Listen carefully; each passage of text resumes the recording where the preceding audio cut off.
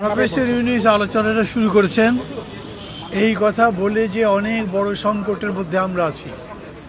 এই সংকট বলতে উনি প্রধানত ভারতীয় আধিপত্যবাদের ষড়যন্ত্রের কথা বলেছেন।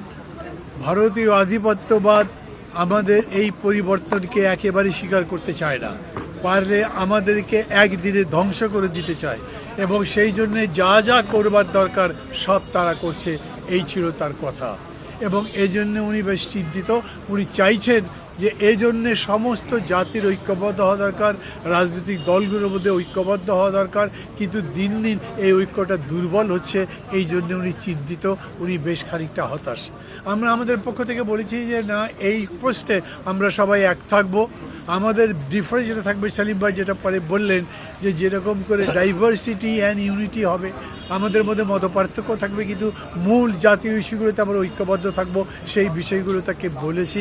উনি মোটামুটিভাবে আশ্বস্ত হয়েছেন।